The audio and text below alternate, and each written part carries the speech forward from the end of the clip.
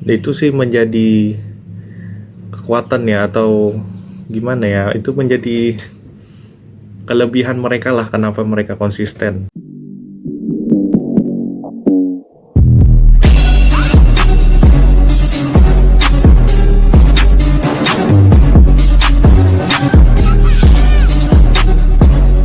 Assalamualaikum warahmatullahi wabarakatuh. Selamat datang lagi di channel Kentut Bahagia.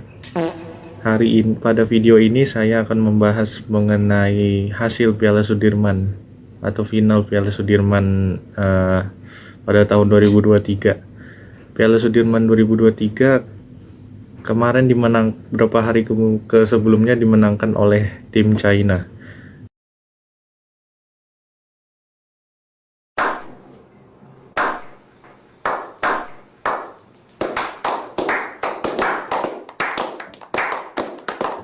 Yang mengalahkan tim Korea sebesar 3-0 ya. Sebenarnya ini cukup mengejutkan ya.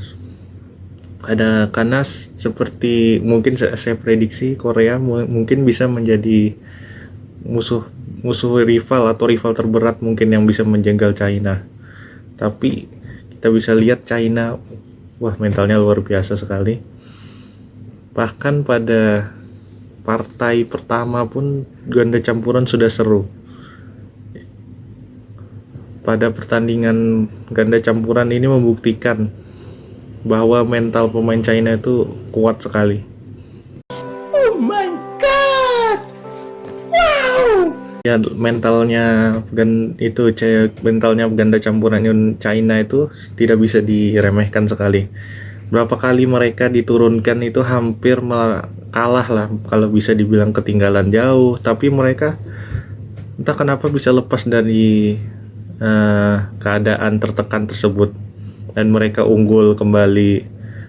Dan itu tidak hanya sekali, itu sih menjadi kekuatan ya, atau gimana ya, itu menjadi kelebihan mereka lah, kenapa mereka konsisten menjadi ganda campuran nomor 1 dunia.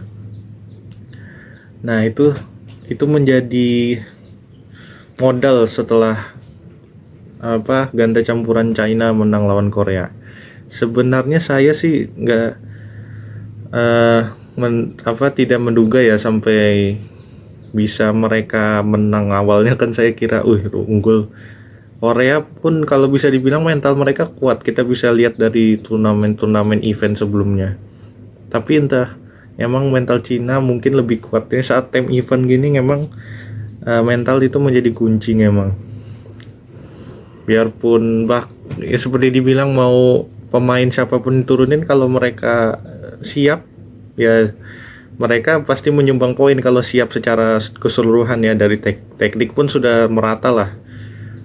Yang terpenting kan mental. Nah, Indonesia itu kebanyakan itu yang menjadi kendala, maka pemain Indonesia ini sering terhenti-henti pada awal edisi bahkan pada 2 edisi sebelumnya pada tahun ini sama edisi sebelumnya sudah nggak lolos semifinal. Itu menjadi rekor yang buruk ya.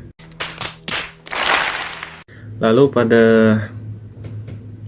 partai kedua ya, si Yuki melawan Jiansuk atau siapa, wakil dari Korea. Nah, itu sebenarnya itu sudah diunggulkan ya si Yuki pasti, karena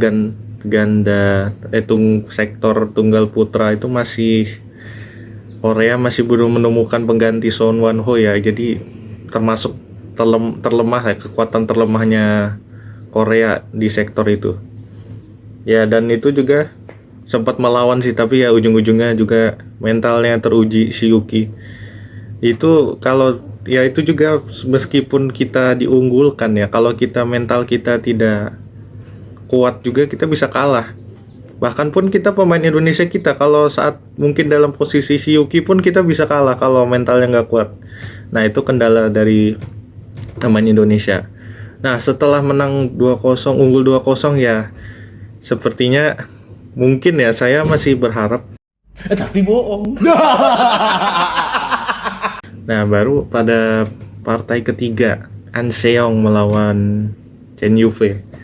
Ya, itu masih ada peluang ya, karena pada rekor pertemuan pas ada An Xiong pernah mengalahkan Chen Yufei, dan tim Bergu seperti saya bilang kan pasti semua pemain ada peluang yang diturunkan, tergantung pada pemain dan mental mereka.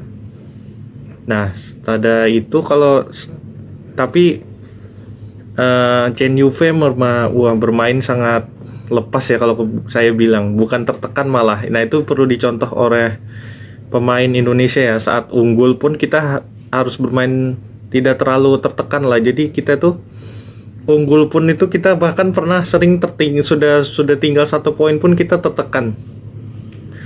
Itu yang menjadi mental, itu mental. Jadi kita ya ini benarnya nggak perlu bukan terlalu rileks, tapi mainnya lebih gimana ya, lebih tidak ada beban pikiran lah untuk sementara, karena pertandingan itu apapun kalau sudah pikiran penuh sudah pasti blank, sudah fokus.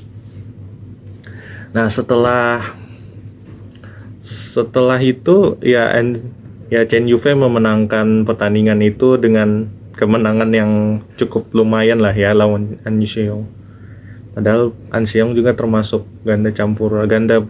tunggal putri yang sangat kuat.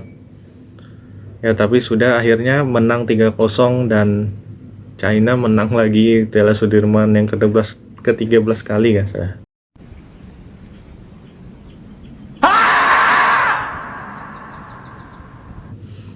Ya, itu sih tidak menjadi kejutan ya, tapi gimana kita lihat perjalanan China, bagaimana mereka pada melawan Indonesia. Sebenarnya Indonesia itu ada perlawanan, tapi dalam perlawanannya itu dalam permainan seperti kita berapa kali memang hampir mengalahkan mereka di ganda campuran.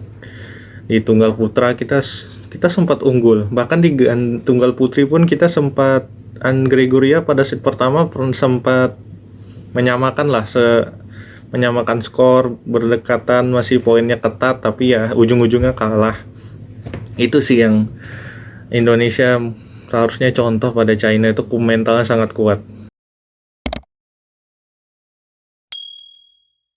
Wah, itu bisa dibilang, nggak tahu ya saya cara melatih mental itu seperti apa, bilang dengan jam terbang. Tapi ya pemain Indonesia jam terbangnya sudah cukup banyak lah yang dimasukkan dalam tim. Pengalaman mereka dalam bermain di kompetisi internasional ya sudah banyak lah ya. Tapi itu menjadi kendala turun temurun ya. Tapi mungkin dari itu makanya kenapa Indonesia mungkin sebenarnya pada Piala Sudirman Indonesia itu berapa kali masuk final, tapi ya ujung-ujungnya kalah. Mungkin cuma sekali itu yang pertama kali pergelaran Sudirman Cup. Ada selanjutnya ya, saya agak salah ya pada video sebelumnya bilang takut pada Korea, padahal Korea itu sebenarnya kekuatan juga. Bahkan mereka sudah 4 kali memenangkan, dan 2 atau 3 nggak salah Piala Sudirmannya itu dimenangkan di final mengalahkan Indonesia. Jadi memang Korea itu bahkan tidak ya, setiap generasinya mungkin ada kekuatan, tapi nggak sehebat Indonesia lah. Maksudnya dalam pemainnya bahkan Indonesia kan banyak sekali, tapi yang berkualitas yaitu Korea itu sangat kuat. A few moments later. Ya mungkin selanjutnya Indonesia ya menatap move on lah ya ke turnamen selanjutnya. Ada pertandingan terdekat sih Indonesia Master. Ya itu sih difokusin, tapi ya cuma ya kalau saya sih belum bisa move on dari kekalahan Indonesia itu. Tapi ya sebagai atlet memang harus move on.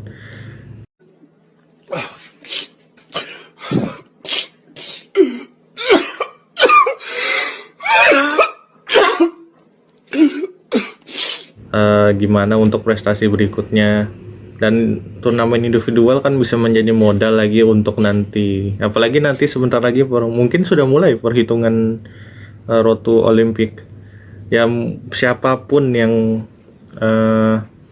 masuk ya perwakilan Indonesia ke Olympic ya, itu mungkin sudah terbaik ya. Kalau saya sih percaya aja sih kalau Indonesia di Olympic, insya Allah minimal 1 medali emas lah.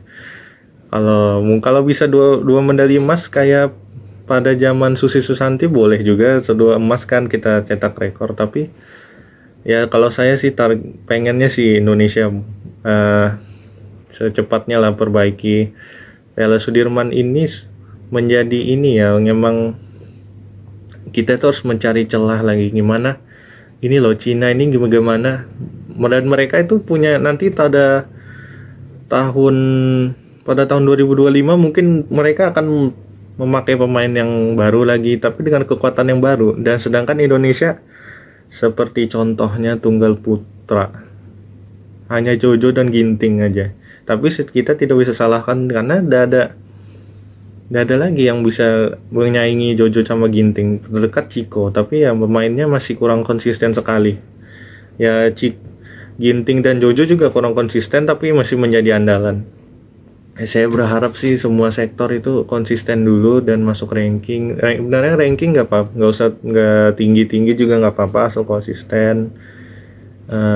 Permainannya lebih konsisten lagi. Ya inilah setelah ganda campuran setelah Olimpiade mungkin bisa dibongkar pasangannya. Ada rumor-rumor ada yang mau dipecah apa, yaitu perbaikan.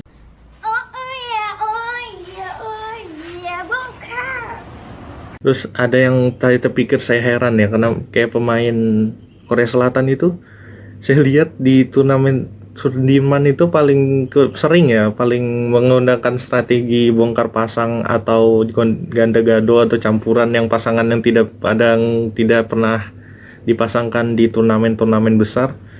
Itu saya lihat cocok-cocok aja dan bahkan kadang menjadi penentu.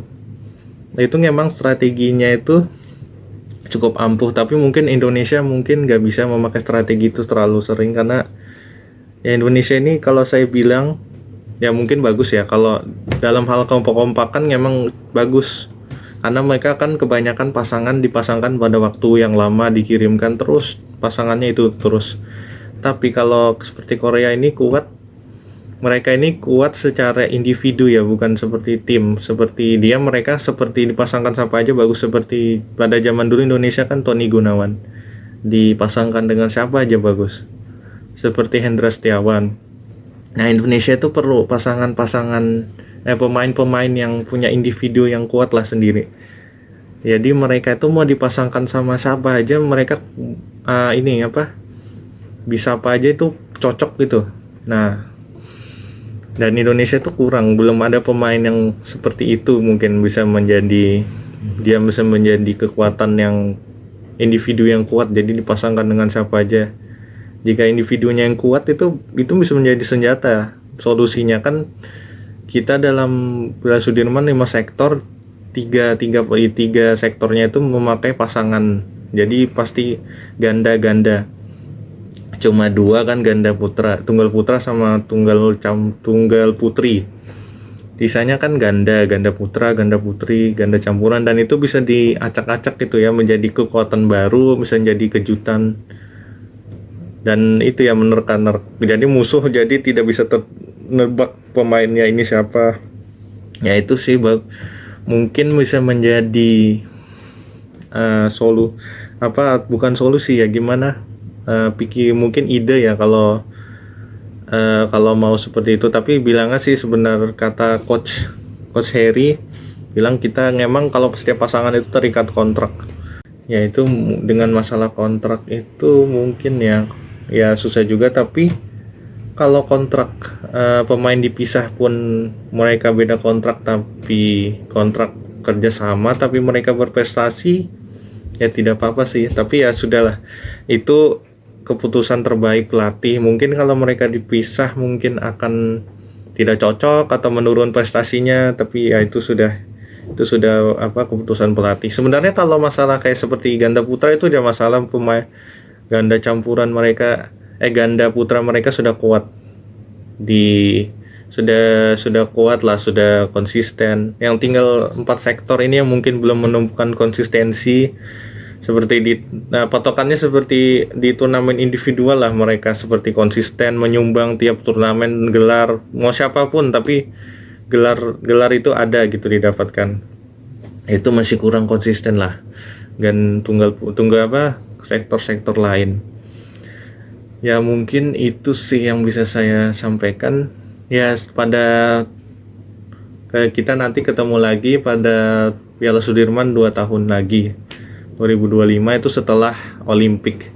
Ya mudahan lah ada suatu perubahan, jadi Indonesia kalau bisa membawa piala emas Olimpik dan Piala Sudirman. Yaitu harapan itu selalu ada sih, harapan untuk membawa Piala Sudirman. Ya dan itu juga harus dibarengi dengan kerja keras dan usaha yang lebih banyak lagi ya mungkin. Mungkin itu yang bisa saya sampaikan. Saya minta maaf jika ada kata-kata yang berlebihan atau menyakiti beberapa pihak. Saya minta maaf. Mungkin sekian dari video saya. Kurang lebihnya mohon maaf. Assalamualaikum warahmatullahi wabarakatuh.